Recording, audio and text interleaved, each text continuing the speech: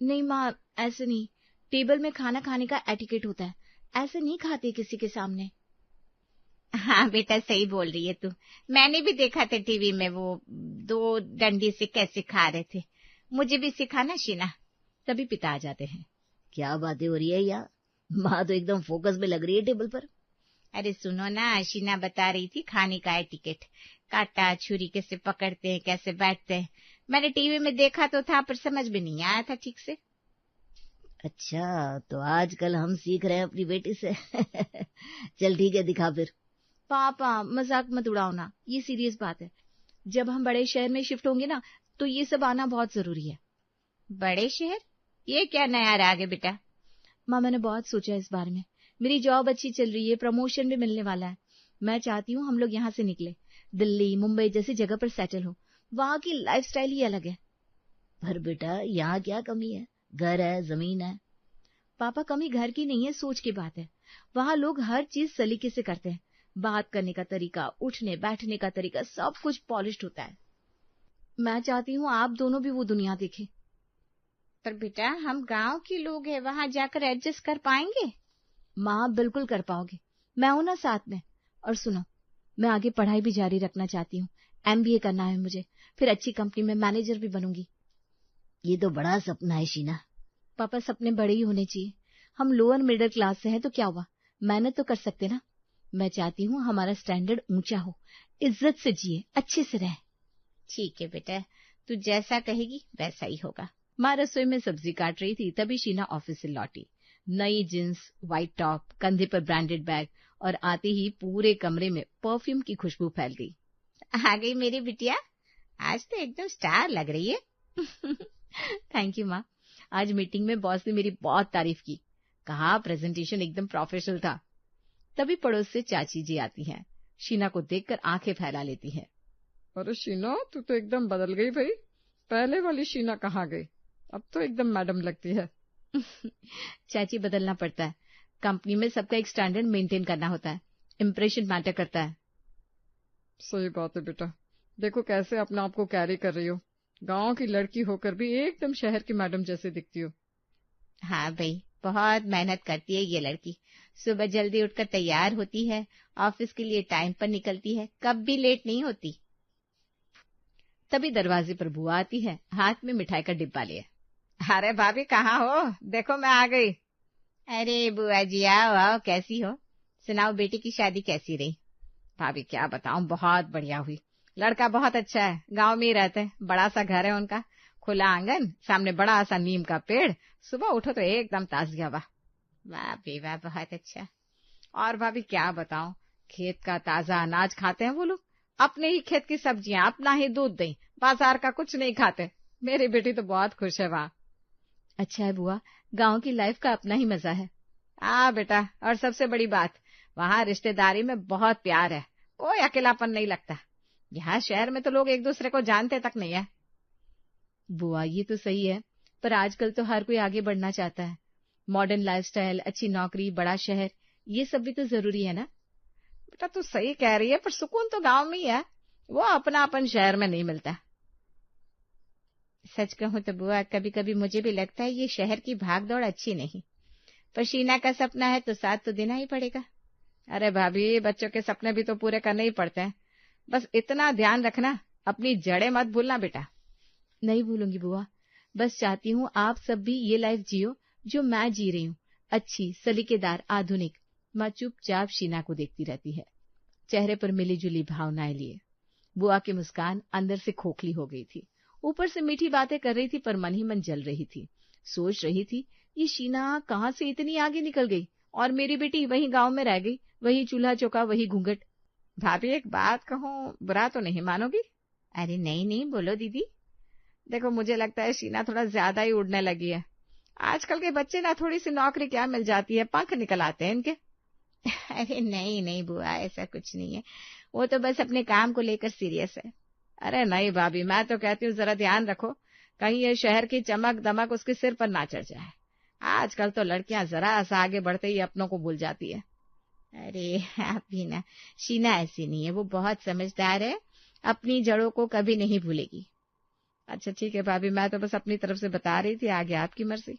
अरे नहीं नहीं, आप फिक्र मत करो, मैं देख रही हूँ ना उसे रोज, बहुत मेहनत करती है और हमारा भी बहुत ख्याल रखती है। रात को देर तक पढ़ती है, सुबह जल्दी उठती है। बुआ मन ही मन कुछ और सोचती रही, लेकिन ऊपर से चुप हो गई। उसकी आंखों में एक अजीब सी चमक थी, जैसे कोई मौका ढूंढ रही हो अपनी बात साबित करने का।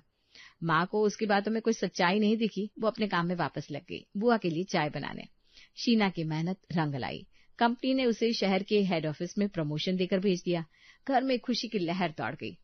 माँ मेरा ट्रांसफर हो गया, अब मैं शहर में रहूंगी, कंपनी फ्लैट भी देगी।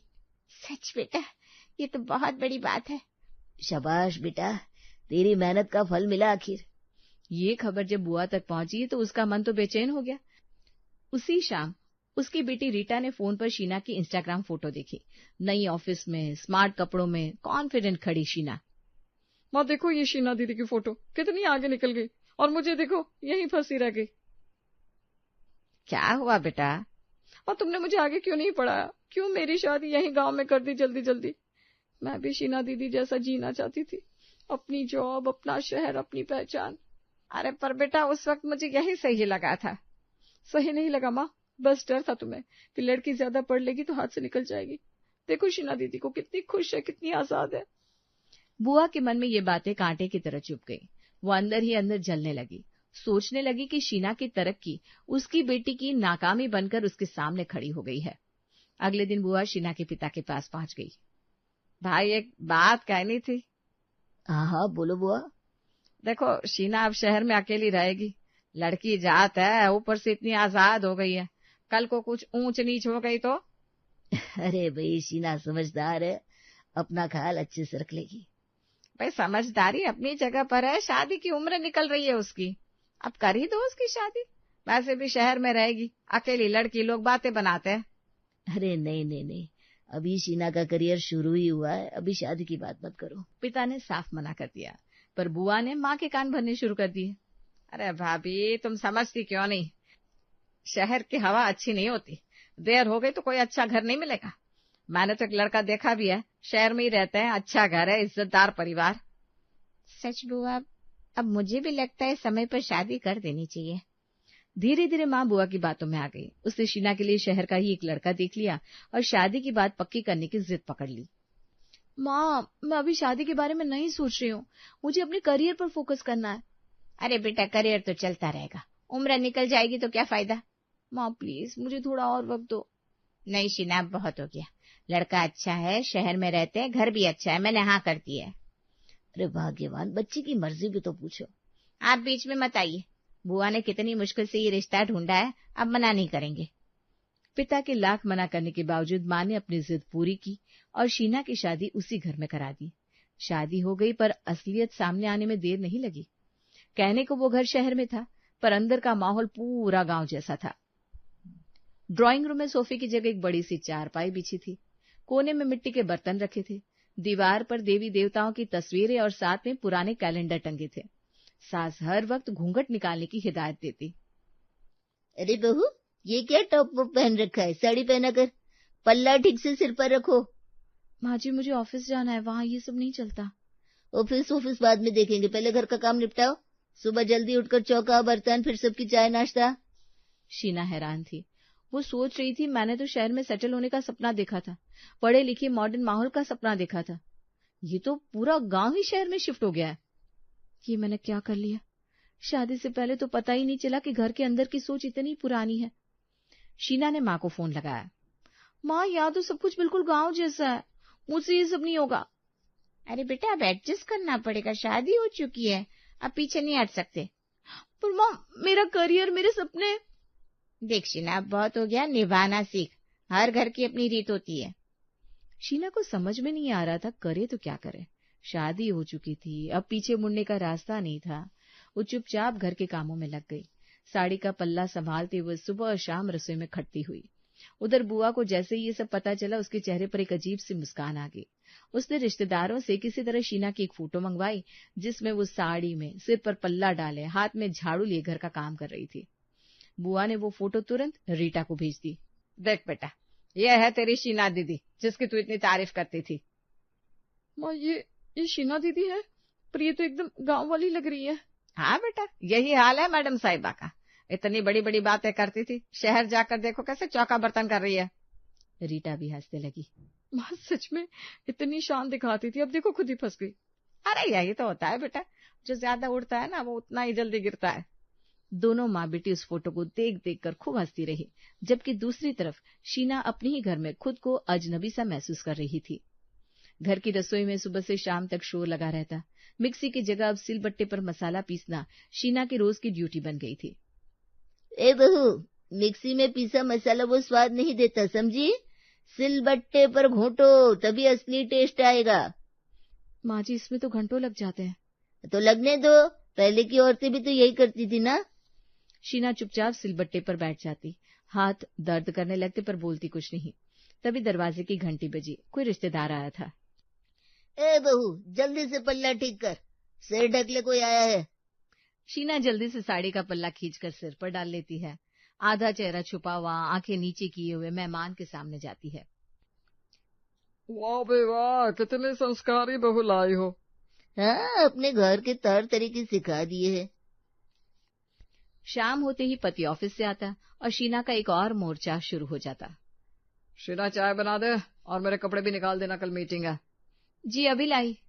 वो चाय बनाती, कपड़े प्रेस करती, खाना गर्म करती, सब कुछ हाजिर करती, पर अंदर ही अंदर थकती जा रही थी।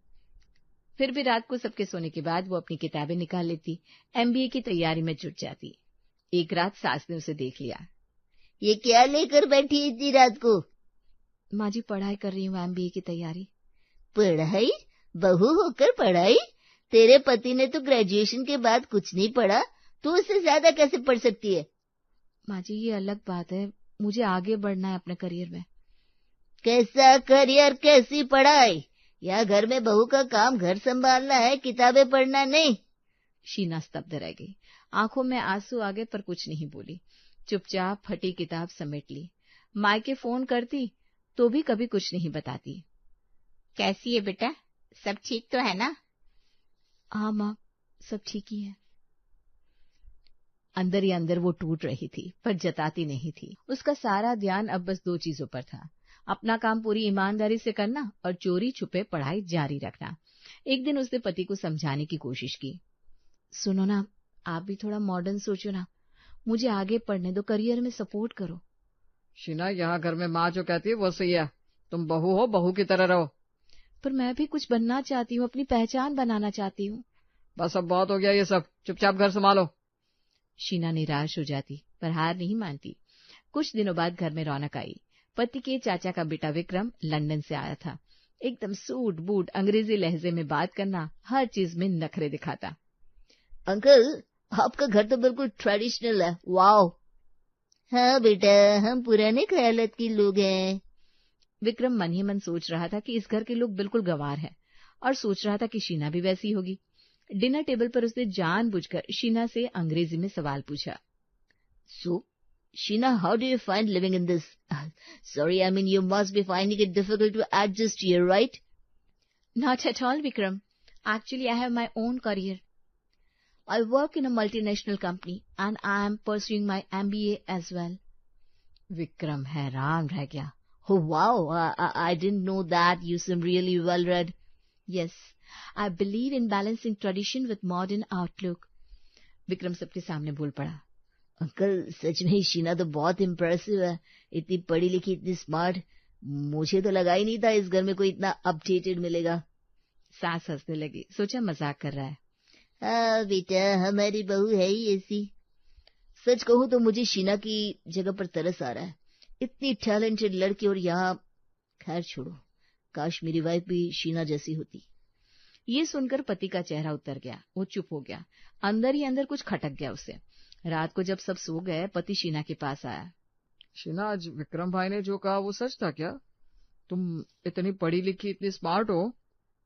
हाँ, मैंने कभी बताया नहीं क्योंकि आप लोगों को दिलचस्पी नहीं थी। पर तुमने आज हम सबकी इज्जत रख ली। विक्रम भाई तो शुरू से ही हम लोगों को नीचा दिखा रहे थे, कह रहे थे हमारा स्टैंडर्ड लो है। तुमने आज साबित कर दिया। देखो, मैंने कभी किसी को नीचा नहीं दिखाया, मैं बस अपनी पहचान बनाए रखना चाहती हूँ। शीना, क्या तुम यहाँ खुश नहीं हो? सच पूछो तो नहीं। मुझे माफ करो शीना, आज समझ में आया कि तुम कितनी काबिल हो और मैंने तुम्हें कितना दबाया। मैं नहीं चाहता कि हमारे आने वाले बच्चे भी इसी सोच में बड़े हो, पुरानी सोच में जकड़े हुए। शीना की आंखों में उम्मीद की हल्की सी किरण जाग उठी। अगली सुबह शरद जल्दी उठ गया और सीधा माँ के कमरे में पहुंच गया। माँ, आज से घर में कुछ बदलाव होंगे। कैसे बदलाव बेटा? सबसे पहले आज से एक काम वाली रखेंगे घर के भारी काम के लिए। तभी दरवाजे पर एक औरत खड़ी थी। शरद ने पहले से ही बुला रखा था। ये क्या है बेटा? काम वाली की क्या जरूरत है? बहू है ना घर में। माँ, शीना इस घर की बहू है, नौकरानी नहीं। वो दिन भर चौका बर्तन झाड़ू पोछा करेगी तो अपने काम पर, अपनी पढ़ाई पर ध्यान कब देगी? अरे बेटा, ये तो घर की रीत है। रीत बदल भी सकती है माँ। अब से घर का भारी काम काम वाली करेगी, शीना बस घर संभालेगी प्यार से। सास कुछ बोल ना सकी, चुप हो गई। फिर शरद बाजार गया और शाम को घर लौटा तो हाथ में कई शॉपिंग बैग्स थे। उसने वो सब शीना के सामने रख दिए। ये लो शीना, ये सब तुम्हारे लिए है। शीना ने बैग खोले तो अंदर सुंदर सूट, वेस्टर्न ड्रेसेस और स्टाइलिश कपड़े थे। ये सब क्या है? अब से तुम वही पहनोगी जो तुम्हें पसंद है। और सुनो, अब सिर पर पल्ला डालने की भी जरूरत नहीं है। सास ये सुनकर कमरे में आ गई और गुस्से में बोली, ये क्या तमाशा है शरद? बहू ऐसे कपड़े पहनेगी तो लोग क्या कहेंगे? माँ, लोगों की परवाह छोड़ो। मुझे वो शीना चाहिए जिससे मैंने शादी की थी, जो कॉन्फिडेंट थी, जो सपने देखती थी। वो शीना नहीं चाहिए जो डर डर कर जीती है। पर बहू को बहू की तरह ही रहना चाहिए तो ही अच्छी लगती है, घूंघट में, सलीके में। माँ, सलीका कपड़ों में नहीं, सोच में होता है। मैं शीना को बदलूंगा नहीं, बल्कि इस घर को बदलूंगा उसके हिसाब से। सास चुप हो गई। उसे समझ में आ गया कि बेटे का फैसला अटल है। धीरे धीरे घर का माहौल बदलने लगा। ड्राइंग रूम से चारपाई हट गई, उसकी जगह एक सुंदर सोफा सेट आ गया। सिलबट्टे की जगह वापस मिक्सी आ गई। सुबह की चाय अब शरद खुद बनाने लगा। शीना, तुम अपनी पढ़ाई पर ध्यान दो, चाय मैं बना लूंगा। शरद, तुम सच में बदल गए। नहीं शीना, मैं वापस वही बन रहा हूं जो मुझे बनना चाहिए था। तुमने मुझे एहसास दिलाया कि सोच बड़ी होनी चाहिए, दिखावा नहीं। कुछ महीनों बाद शरद ने अपने छोटे से बिजनेस को भी शीना की सलाह पर आगे बढ़ाना शुरू किया। शीना, तुम बताओ ना, मार्केटिंग कैसे करूं? तुम तो एक्सपर्ट हो इसमें। शीना ने अपने ऑफिस के अनुभव से शरद को नई स्ट्रेटेजी बताई।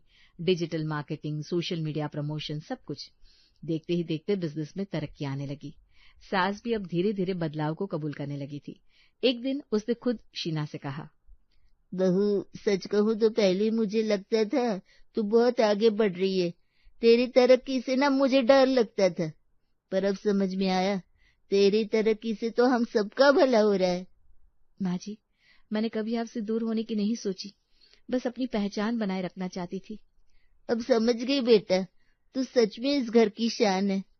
कुछ ही समय में वो घर, जो कभी शहर में रहकर भी पूरा गांव जैसा लगता था, अब पूरी तरह बदल चुका था। आधुनिक सोच, आधुनिक तौर तरीके, पर रिश्तों की गर्माहट वैसी ही बनी रही। शीना ने अपना MBA पूरा किया और शरद के बिजनेस को नई ऊंचाइयों तक पहुंचाया। बुआ को जब ये खबर मिली तो इस बार वो हैरान रह गई, क्योंकि जिस बहू का मजाक बनाया था, वही बहू अब पूरे घर की तकदीर बदल चुकी थी। आज प्राची पूरे 24 साल की हो गई थी। सुबह सुबह अंगड़ाई लेती हुई, बहुत सारे ख्वाबों के साथ वो अपने कमरे से बाहर आती है और सीढ़ियों पर जैसे ही पहुंचती है, नीचे हो रही डिस्कशन उसके कदम रोक देती है। और कितने दिन शादी को टालते रहेंगे मम्मी जी, हमें बताइए। मैं भी कोई 35-36 साल की तो हूं नहीं। 26 साल में मेरी भी शादी हो गई थी। प्राची दीदी अब बच्ची नहीं रही, जल्द से जल्द उनके लिए रिश्ता देखना शुरू करेंगे, तब तो कोई अच्छा लड़का मिलेगा, क्योंकि एक बार उम्र निकल गई ना तो फिर दिक्कत होती है। अरे नहीं नहीं बहू, 24 की तो है प्राची अभी। सुन लीजिए दादी जी क्या कह रही मम्मी। सठिया गई है क्या तू उषा? 24 सिर्फ नहीं होता, मैं तो पूरी तरह औरत भी नहीं बनी थी जब मेरा रिश्ता पक्का हो गया था। तू भी इस घर में 19 की उम्र में आ गई थी। और कौन सा प्राची हमारे यहाँ बैठकर पत्थर तोड़ती है। पढ़ाई तो पूरी हो गई है, दिन भर घर पर इधर उधर टहलती रहती है। जितनी कम उम्र में अपने घर जाएगी, उतनी जल्दी उस रंग में ढल पाएगी। एक बार पौधा अपनी जड़ पकड़ लेना तो उसे कहीं और लगाना मुश्किल नहीं, नामुमकिन हो जाता है। सीढ़ियों पर खड़ी प्राची सहम जाती है। कहाँ मैं अपने बर्थडे के बारे में सोच रही थी और कहाँ यहाँ मेरी शादी की बात हो रही है। शादी, ये लोग मुझसे बिना पूछे मेरी शादी के बारे में सोच कैसे सकते हैं? This is not right. Prachi का सारा मूड खराब हो जाता है। वो कपड़े बदलकर सीधा अपनी सहेलियों से मिलने के लिए चली जाती है। बात तो तेरी बिल्कुल सही है प्राची, तुझे बिना पूछे ये डिसीजन उन्हें नहीं लेना चाहिए, पर अभी तक कुछ हुआ थोड़ी ना है। अभी तो तेरे लिए लड़के देखे जाएंगे, उनमें से तू जिसे पसंद करेगी उससे शादी होगी ना तेरी। अरे पर मैं चलेगी तो मम्मी का क्या होगा? तू तो ऐसे बात कर रही है जैसे तू अपने घर का बेटा है। तू बेटी है बहन, तुझे जानना ही था। तेरे भैया है, भाभी है, वो दोनों आराम से तेरी मम्मी का ख्याल रख लेंगे। वही तो बात है ना, ये सच्चाई मैं किसी को बता भी नहीं सकती। तो ये रह रहकर कहाँ खो जाती है? अगर तेरी शादी होने वाली है तो हमारे साथ ये एज बैचलर्स ये तेरा लास्ट बर्थडे है, जितना ज्यादा एंजॉय कर सकती है एंजॉय कर ले। प्राची की सहेलियां उसके लिए केक लेकर आती है, वो केक काटती है। सभी नाश्ते का मजा ले रहे होते हैं कि तभी प्राची के फोन पर उसकी माँ का फोन आता है।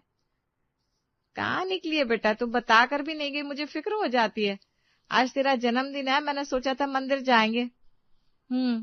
मेरी शादी की बात सुन ली थी मैंने, तो मेरा मन जरा खराब हो गया था मम्मी। अब काहे का बर्थडे मनाना है? मुझे तो उस घर से निकालने पर तुल पड़े हो ना सब। अरे किसी ने बोल दिया और तेरी शादी हो गई, इतना भी आसान नहीं है। तभी पीछे से उषा की सास उसे आवाज लगाती है। अरे मरजानी कहाँ रह गई, दूध देगी कि नहीं? तेरी दादी आवाज लगा रही है बेटा, जरा उन्हें गर्म दूध देकर आती हूँ, तो अपना ख्याल रखना। ऐसे छोटी मोटी बातों को दिल पर नहीं लगाते। मुझे देख, मैंने सबकी बातें दिल से लगाई होती तो क्या आज यहाँ तक गृहस्थी पहुंच पाती? एक से सुन, दूसरे से निकाल दे, समझी? और जो कुछ पसंद हो खरीद लेना मेरी तरफ से। अपने बर्थडे को छोटे तौर पर सेलिब्रेट करने के बाद प्राची अपने घर लौटती है और देखती है कि उषा एक बाल्टी और कपड़ा लिए घर की खिड़कियां साफ कर रही है। अभी 2 दिन पहले तो सारी खिड़कियां दरवाजे साफ किए थे तुमने, ये रह रहकर झाड़ू पोछा क्यों करना शुरू कर देती हो मम्मी? 500 रुपया देकर किसी काम वाले को बुलाकर डस्टिंग करवा लो ना। वो तो हो ही सकता है बेटा, पर नौकरों के पीछे खुद नौकर बनना पड़ता है और वो लोग मन मुताबिक काम भी नहीं करते। उनके पीछे माथा खपाऊंगी ना, उतने में मैं खुद ही काम कर लूंगी। और वैसे भी बुढ़ापे में जितना शरीर चलता रहे उतना अच्छा है। एक बार शरीर को बैठने की आदत लग गई ना, फिर ये उठेगा नहीं। और फिर किसी के पीछे पाने के लिए भी मोहताज होना, ऐसा बुढ़ापा नहीं चाहती मैं। प्राची घर के अंदर जाती है और अपनी दादी को आराम से चने चबाती हुए देखती है। जिस उम्र में लोगों के जबड़े में सिर्फ मसूड़े रह जाते, उस उम्र में आप चने खा लेती हैं, मानना पड़ेगा दादी। तो तेरा क्या जा रहा है? मेरे दांत लोहे के हैं, लोहे के, और कलेजा उससे भी मजबूत। पर ये मनोज ने ऐसी मूर्ति जैसी बहू ला कर दे दी, कोई काम ही नहीं होता इससे। और तू ये कहाँ घूमने गई थी? किसी लड़के का चक्कर है क्या? बचपन से मैं गर्ल्स फीमेल स्कूल में पढ़ी हूँ दादी। कॉलेज भी लड़कियों वाला था और ट्यूशन पापा ले जाते थे, पापा ही छोड़कर जाते थे। कहाँ से कोई चक्कर होगा? फिर ठीक है। मैंने अपने भाई से बात की है, उसके नजर में एक लड़का है, वो लोग इस बुधवार को तुझे देखने आ रहे हैं। प्राची कुछ नहीं कहती और सीढ़ियों से चढ़कर अपने कमरे की ओर जाने लगती है। तभी उसकी भाभी अपने कमरे से आवाज लगाती हुए कहती है,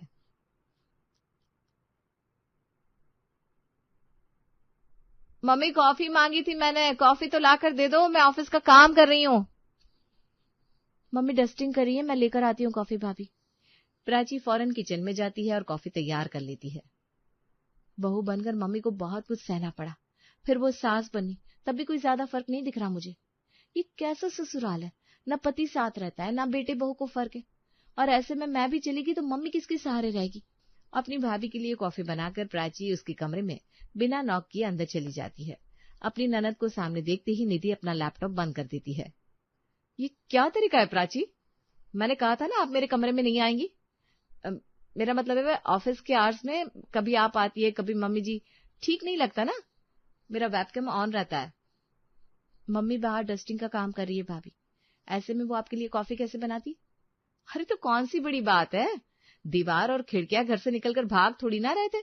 कॉफी बना लेती, उसके बाद फिर डस्टिंग कर लेती। अच्छा छोड़ो, आप जरा घर पर रहा करो और चेहरे का ध्यान दो, लड़के वाले आ रहे हैं देखने। अब जल्दी से बाहर जाओ और दरवाजा बंद कर देना। और हाँ, आइंदा बिना नॉक किए मेरे कमरे में मत आना दी। यही था प्राची का घर। डस्टिंग के बाद उषा सीधा किचन में जाती है और सभी के लिए खाना बनाती है। अपनी सास को दवाइयां देती है, खाना देती है, अपनी बहू के कमरे में खाना लेकर जाती है। हाँ, सर्वर में एक वायरस आ गया था, 2 मिनट में वायरस चला जाएगा, वेट। दाल चावल और करेले की सब्जी बनाई है बहू, खा ले। आलू की भरती के साथ अचार और पापड़ भी लाकर दे दीजिए मम्मी जी। ऐसे ना बिना पापड़ अचार के खाना मुझसे खाया नहीं जाता। अब जल्दी जाइए ना, मेरी मीटिंग चल रही है। दोपहर में सभी को खाना देने के बाद काम वाली को बर्तन देकर उषा फाइनली अपने कमरे में जाती है। अरे प्राची, क्या बात है, तुम मेरे कमरे में? सब ठीक तो है? मेरा रिश्ता होगा तब भी पापा नहीं आएंगे क्या मम्मी? पापा को फोन करके बात करो ना। ऐसा क्यों बोलती है बेटा, बिल्कुल आएंगे तेरे पापा। वो मैं छोड़कर थोड़ी ना चले गए, वो तो काम के चक्कर में बाहर रहते बेटा। रात को राज को आने दे, उसे कहूंगी वो अपने पापा से इस बारे में बात करेगा। वैसे तू सामने से रिश्ते की बात कर रही है, मतलब कि तू तैयार है। तुम्हारे जैसे ससुराल मिला तो? अरे सब अच्छा होगा बेटा। शाम के 6 बजे प्राची सभी के लिए चाय बनाती है। 6 बज गए मम्मी, अब तो भाभी की ऑफिस हो चुकी होगी। मैं आटा लगाकर रख दूंगी और सब्जियां काट दूंगी, भाभी डिनर बना लेंगी। तुम सुबह से काम कर रही हो, तुम अब आराम करो। तभी अपने कमरे से अपना लैपटॉप उठाए निधि आती है। ससुराल आपको जाना है प्राची दीदी? मैं अपने ससुराल में ही हूँ। मैं और मेरी सास अपनी ट्यूनिंग देख लेंगे। मम्मी जी, आप रात का डिनर बना लो, बहुत काम होता है ऑफिस का। मुझसे डिनर नहीं बनेगा, मैं बर्तन कर दूंगी। उषा के साथ प्राची रसोई में जाती है और दोनों रात का डिनर बनाकर टेबल पर लगाती है। हाँ मम्मी, तो इसमें इतना सोचने की क्या बात है, मैं अभी लगाता हूँ ना पापा को कॉल। मेरा बेटा कैसा है? और माँ कहाँ है? माँ की तबीयत तो ठीक है ना? अकेले माँ को छोड़कर चला गया अपनी बीवी के भरोसे। कहाँ ठीक होगी तेरी माँ, और तुझे फिक्र कहाँ है अपनी माँ की? ऐसा क्यों बोल रही हो माँ? उषा तुम्हारा ध्यान नहीं रखती? ये मैं क्या सुन रहा हूँ? उषा, क्या वही हो क्या तुम? और क्या सेवा करे पापा मम्मी सबकी, दिन भर सभी की सेवा में लगी रहती है। आप बताओ, आपको अपना घर याद नहीं आता? ऐसे क्या काम कर रहे हो आप? अब रिटायरमेंट की उम्र आ गई है, छोड़ो सब कुछ और घर वापस आ जाओ। कुछ दिनों में मेरी शादी हो जाएगी, शादी के पहले पापा के साथ मेरे मोमेंट्स तो होने चाहिए ना। यहाँ भी तो घर गृहस्थी है प्राची, मेरा मतलब है यहाँ भी तो काम धाम है ना बेटा। मैं आता हूँ, तुम फिक्र मत करो। इसी तरह 1 हफ्ता बीत जाता है। आज प्राची को देखने अंकित आता है। जाओ प्राची, अंकित जी को अपना कमरा दिखाओ। प्राची और अंकित कमरे में जाते हैं। इससे पहले कि आप कुछ भी सवाल करें या कुछ भी सोचे, मैं आपको बता देना चाहती हूँ कि मैं ये शादी नहीं करना चाहती। मुझे अपनी माँ को उनके ससुराल से आजाद करवाना है। क्या? हाँ, शायद आपके घर में औरतों को अच्छी ट्रीटमेंट मिलती होगी, पर मेरी माँ को ना अच्छी सास मिली ना अच्छी बहू। उनको बिना आजादी दिलाए मुझे नहीं लगता कि मैं यहाँ से जा सकती हूँ। वैसे सच कहूँ तो मैं भी आपसे ऐसे ही कुछ कहने वाला था कि मुझे ये रिश्ता नहीं करना। घर वाले सोचते हैं लड़के की शादी कर दो वो सुधर जाएगा, लड़की उसके कपड़े संभाल कर रखेगी, उस वक्त पर खाना खिलाएगी, रात को उसका इंतजार करेगी। अरे भाई, बीवी कोई नौकरानी थोड़ी ना होती है। मुझे तो कोई ऐसी चाहिए जो मेरी दोस्त हो, जो मुझे डांटे ना कि मेरी सेवा करे। आप फिक्र मत कीजिए, मैं नीचे ना कह दूंगा, पर हाँ दोस्ती रखनी पड़ेगी मुझसे। प्राची इस रिश्ते से तो बच जाती है, पर उसे एक नया दोस्त मिल जाता है अंकित के रूप में। और कुछ दिनों बाद कुछ ऐसा होता है जिस बारे में प्राची ने कभी नहीं सोचा था। मुझे तुम्हें कुछ दिखाना है प्राची, तुम मुझसे मिलने आ सकती हो क्या पार्क में? प्राची पार्क पहुंचती है। आई एम सो सॉरी, पर तुम्हारे पापा, मेरा एक दोस्त है जो मुंबई में रहता है, और अजीब सी बात देखो, उसी के फ्लैट में तुम्हारे पापा रेंट पर रह रहे हैं। उनकी लाइफ में कोई और औरत है, उनकी फैमिली है, इसलिए शायद वो वापस नहीं आना चाहते। उन्होंने तुम्हारी माँ से सिर्फ अपने पेरेंट्स की सेवा करवाने के लिए शादी की थी। मुझे तुम्हारे लिए बहुत बुरा लग रहा है। पापा ऐसे कैसे कर सकते हैं, ये नहीं हो सकता। मुझे पता था ये बात मैं तुम्हें फोन पर बताऊंगा तो तुम बर्दाश्त नहीं कर पाओगी, इसलिए मैंने तुम्हें यहाँ बुलाया। और एक बात, तुम्हारी भाभी पहले जॉइंट कंपनी में काम करती थी। पहले? उनकी जॉब तो 8 महीने पहले ही जा चुकी है। मतलब कि 8 महीने से वो जॉब करने का ड्रामा कर रही है काम से बचने के लिए। अब तुम्हारे भाई को इस बारे में पता है कि नहीं ये मुझे नहीं पता, पर तुम्हारी मम्मी के साथ बहुत गलत हो रहा है। बहू ऑफिस का काम का बहाना करके घर का काम नहीं करती और सास की उम्र हो चुकी है। दादी जी ने तो पहले ही अपनी बहू को नौकरानी समझ रखा है। सास बन के हो या बहू बन के, आंटी जी की तो बैंड बज रही है और कुछ नहीं। बहुत हो गया मम्मी के साथ गलत, अब इस गलत को मैं सही करके रहूंगी, ये मेरा वादा है खुद से। 1 हफ्ते बाद प्राची अपने परिवार के साथ मुंबई जाने का प्लान करती है। मुंबई? प्लीज राज, मना मत करना। और वैसे भी तुमने अगर मना कर दिया तब भी मैं जा रही हूँ। पहली बार तो दीदी ने पति की बात की है। अच्छा फिर ठीक है, मैं पापा को भी फोन कर देता हूँ, वो भी मुंबई आ जाएंगे। हर वक्त काम काम काम, इसी बहाने परिवार के साथ घूमने का मौका मिल जाएगा उन्हें। अब नहीं भैया, पापा से मैंने बात कर ली थी, उन्होंने बिल्कुल मना किया है अभी 20 दिनों के लिए उन्हें फोन करने से।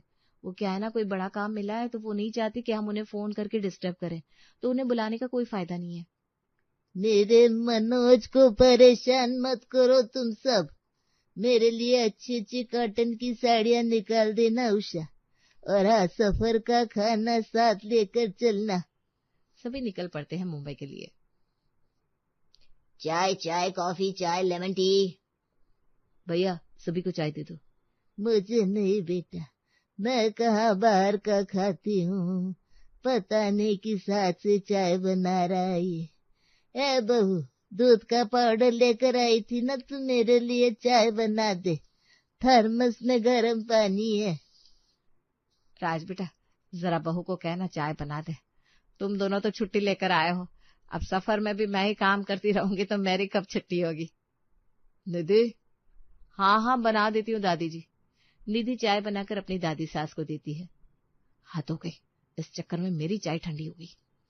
चाय पीते ही दादी कहती है, नॉर्मल पानी तो दे दो पीने के लिए, मीठे मुंह बैठी रहो कि दांत में कीड़े लग जाए। देती हूँ दादी जी, ये लीजिए बोतल। तू ठीक तो है राज की दुल्हन, मैं बोतल से पानी पीऊंगी क्या? गिलास लेकर आई होगी उषा, गिलास में भर कर दे। निधि दादी को पानी देकर जैसे ही बैठती है दादी कहती है, अरे मुंह पोंछने के लिए रुमाल लेकर आई थी, रुमाल कहाँ है उषा बहू? आज मैं छुट्टी पर हूँ माँ जी, मैं सो रही हूँ, अपने पोते की बहू से जो काम करवाना हो करवा लीजिए। और ये कहकर उषा मुंह ढककर सो जाती है। पूरे रास्ते में बहू ये दे बहू वो दे। निधि की दादी सास उसका कचूबर निकाल देती है और फिर मुंबई स्टेशन पर उन्हें मिलता है अंकित। अरे आंटी, आप लोग मुंबई आ रहे थे? What a coincidence. Ankit ji, coincidence का हम करे भी क्या, जब आपको हमारी ननद पसंद ही नहीं आई तो। उसके लिए तो आई एम सॉरी, पर इसका ये मतलब थोड़ी ना है कि जान पहचान खत्म हो जाएगी। आप लोगों को होटल में रुकने की कोई जरूरत नहीं है। मेरे दोस्त के यहाँ 2 फ्लैट है, एक तो रेंट पर है, दूसरे में मैं रुकने वाला हूँ। आप लोग भी मेरे साथ रुक जाइए, कोई दिक्कत की बात नहीं है। इसके पहले कि कोई कुछ कहता पूछता, निधि अपना सामान लेकर अंकित के पीछे चल देती है। अब होटल के 3000 एक दिन के बच रहे थे तो क्या ही दिक्कत थी। सभी अंकित के फ्लैट में पहुंचते हैं। ये सामने वाला फ्लैट, इसी फ्लैट में अंकल अपनी दूसरी वाइफ या गर्लफ्रेंड जो भी है ना उसके साथ रहते हैं। आंटी क्या करना है, अंदर जाकर धाबा बोलना है, सोसाइटी वालों की भीड़ इकट्ठी करनी है। अब जैसा बोलोगे मैं वैसा करने को तैयार हूँ। एक काम कर प्राची, अपना जींस टॉप दे दे मुझे, मैं भी जरा मॉडर्न बनूं, और उसके बाद हम सीधा सामने जाकर प्राची के पापा से कह देंगे कि मैं अब इस रिश्ते में नहीं रहूंगी। देखते हो क्या रिएक्शन आता है सामने से। ना इधर घर वालों को कुछ पता था और ना उधर वालों को। उषा जैसे ही जींस और क्रॉप टॉप पहनकर अपने कमरे से बाहर निकलती है, उसकी सास से लेकर बहू सभी की आंखें फटी की फटी रह जाती है। वो सीधा सामने वाले फ्लैट में जाती है और बेल बजा देती है। दरवाजा खोलता है मनोज। उषा तुम यहाँ क्या कर रही हो, और ये कैसे कपड़े पहन रखे तुमने? देखिए माँ जी, आपका प्यारा सुपुत्र इस घर में किसी औरत के साथ रहता है। काम नहीं, गृहस्थी बसानी थी ने किसी और सुंदर मॉडर्न औरत के साथ। ये सब क्या है मनोज? कौन है ये दूसरी औरत? तू तो बिल्कुल अपने बाप पे चला गया। अरे माँ, जैसा दिख रहा है वैसा कुछ भी नहीं है। वैसा ही है पापा, जिस फ्लैट में आप रह रहे हैं ना, वो अंकित के दोस्त का है, और ये सारा प्लान मुंबई आने का हमने इसीलिए तो रचा था, ताकि हम आपको रंगे हाथों पकड़ सके। क्या किस्मत है ना मम्मी, तुम अपनी पसंद से लड़की लेकर आई भैया के लिए। अच्छी बात है, पर उस लड़की को मम्मी फूटी आंख राज न आई। वो दिन भर सारे काम मम्मी से करवाती है। दूसरी तरफ पापा ने मम्मी को नौकरानी बनाकर रख दिया। वो यहाँ पर आराम से अपनी दूसरी लाइफ जी रहे हैं, और मेरी दादी, उसे मम्मी के आंसू कभी दिखे ही नहीं। आप सबके सब एक से बढ़कर एक है, और एक दूसरे को ही डिजर्व करते हैं। आज के बाद मेरी माँ उस घर में नहीं जाएगी और आपको तलाक देगी मिस्टर मनोज। ये क्या कह रही हो प्राची दी? मम्मी चली जाएगी तो घर कौन संभालेगा? ये प्राची ना कुछ भी बोल रही है। उषा, तुम कहीं नहीं जाओगी। तुम चली गई तो माँ को कौन देखेगा? मेरी गृहस्थी तो आखिर वही है ना। उषा को अब अंकित और प्राची का सपोर्ट मिल गया था। वो मनोज को डिवोर्स देकर अपनी बेटी के साथ अलग हो जाती है।